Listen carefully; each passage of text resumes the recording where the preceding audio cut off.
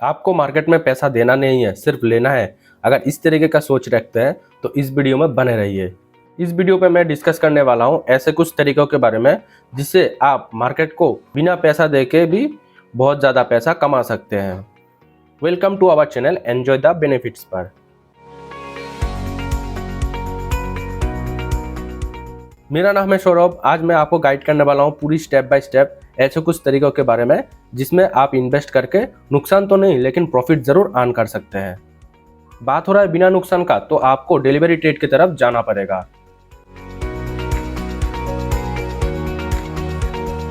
भाई साहब, आप ऑप्शन के बारे में भूल जाओ क्योंकि ऑप्शन ट्रेडिंग में बहुत ज्यादा नुकसान होने का चांस रहता है।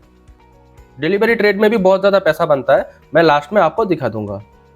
बात तो स्टॉक का हो रहा है तो आपको ऐसे कुछ स्टॉक को ढूंढना पड़ेगा जिसका मार्केट कैपिटलाइजेशन 2000 से लेकर 20,000 करोड़ के आसपास है, यानी कि मिड कैप स्टॉक की तरफ।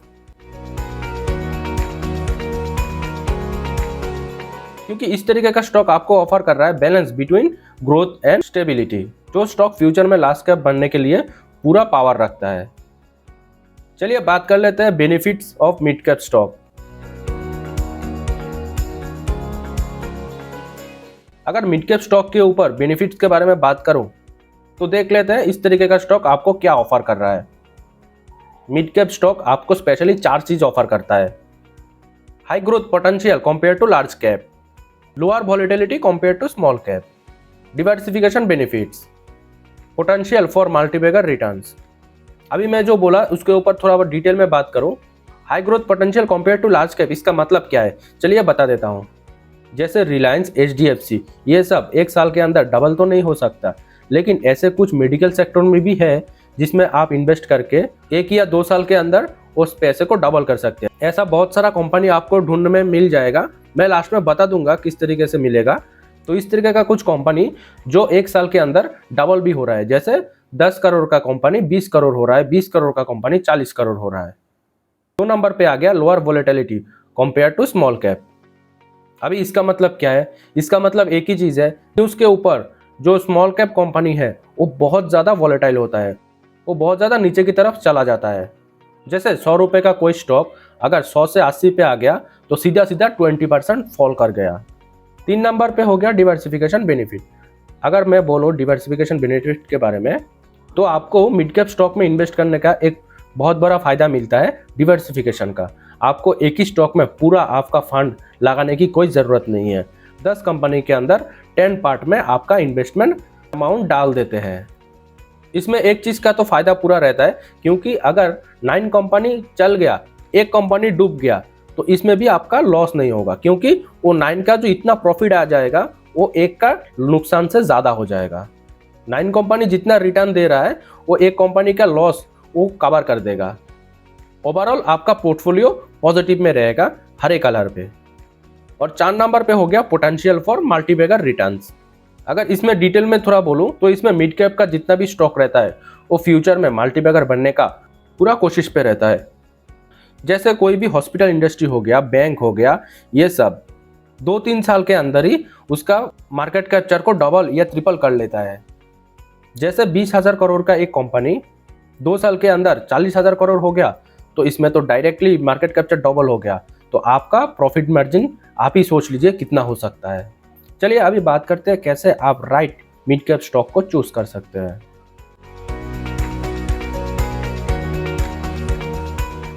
अगर आपको राइट मिड कैप स्टॉक ढूंढना है तो पहले आपको ढूंढना पड़ेगा एक स्ट्रॉन्ग फाइनेंशियल कंपनी। अभी आप बोलोगे स्ट्रॉन्ग फाइनेंशियल कंपनी कैसे ढूंढे? तो आपको स्ट्रॉन्ग फाइनेंशियल कंपनी ढूंढना है तो आपको उस कंपनी के अंदर पहले देखना पड़ेगा revenue growth, profitability and depth management. जैसे कितना रेवेन्यू कमा रहा है, कितना प्रॉफिट कर रहा है, और उस कंपनी के ऊपर कर्जा कितना है, और वो कर्जा रिटर्न करने के लिए कंपनी क्या क्या चीज़ कर रहा है। और एक चीज़ देखना पड़ेगा, जैसे उस इंडस्ट्री का ट्रेंड कैसा है और उसका ग्रोथ पोटेंशियल कैसा है। अगर बोलो ट्रेंड के ऊपर तो इस तरीके का कंपनी ढूंढना पड़ेगा। जैसे आज अगर आप ऑटोमोबाइल इंडस्ट्री को ढूंढ लेते हैं तो टाटा हो, महिंद्रा हो, बजाज हो, वो एक ना एक तो चल जाएगा। जैसे ऑटोमोबाइल इंडस्ट्री के अंदर ग्रोथ पोटेंशियल है।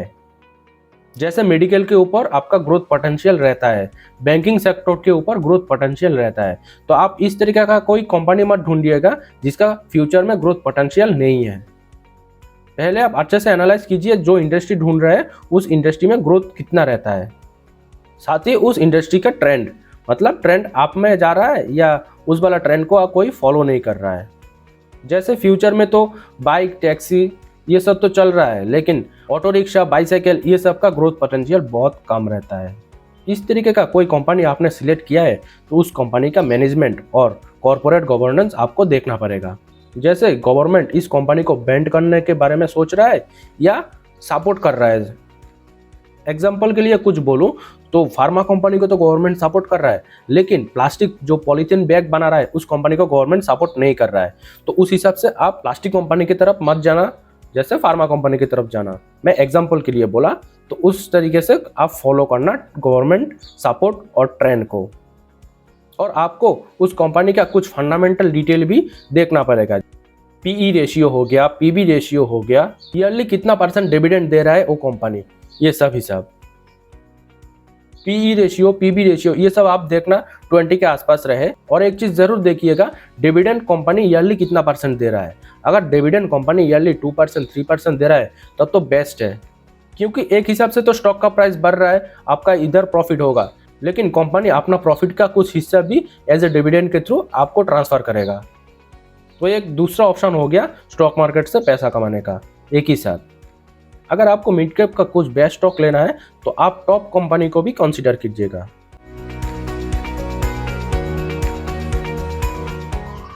जैसे एग्जांपल के लिए फाइनेंस कंपनी, टेक्नोलॉजीज का कंपनी, इंफ्रास्ट्रक्चर कंपनी, मेडिकल से स्टॉक्स, कुछ सर्विस कंपनी और कुछ सीमेंट कंपनी, इस तरीके का स्टॉक में आप इन्वेस्ट कर सकते हैं। मैं कोई पेड प्रमोशन वाला वीडियो नहीं बना रहा हूँ, इसलिए मैं आपको कोई कंपनी के बारे में नाम नहीं बोल रहा हूँ, वो आप खुद ढूंढ लीजिएगा, क्योंकि आप अगर खुद से ढूंढेंगे तो आपको नॉलेज भी बढ़ेगा और एक्सपीरियंस भी बढ़ेगा। और बात करें कुछ इन्वेस्टमेंट स्ट्रेटजी के ऊपर, तो यहाँ मैं बोला था आपको हाई रिटर्न बनाना है लो लॉस के ऊपर, तो आपको कुछ स्ट्रेटजी के ऊपर पूरा डायरेक्टली फोकस करना पड़ेगा। जैसे आपको ये सब चीज़ पूरा ध्यान पे रखना पड़ेगा हर एक टाइम।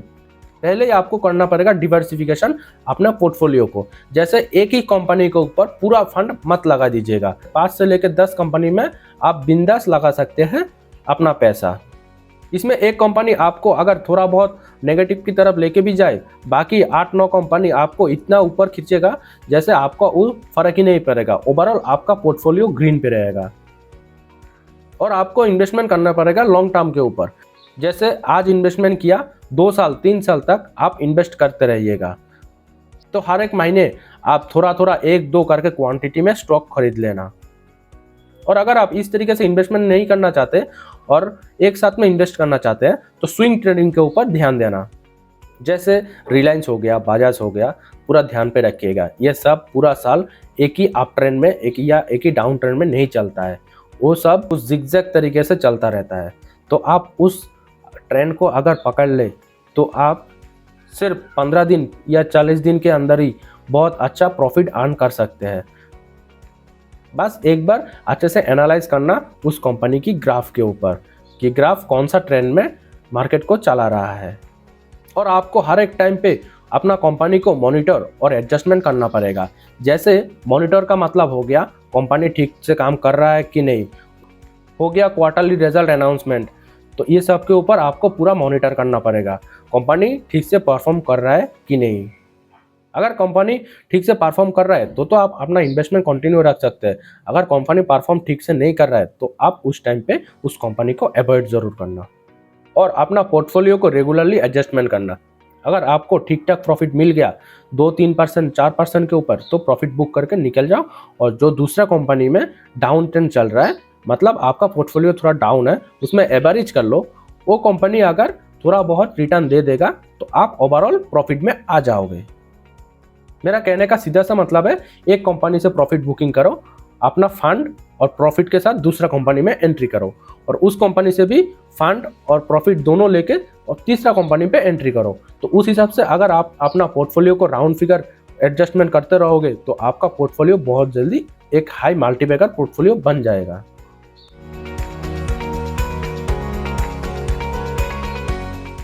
मिड कैप स्टॉक आपके लिए एक बहुत अच्छा और सबसे बेस्ट ऑप्शन होता है इन्वेस्टमेंट करने के लिए।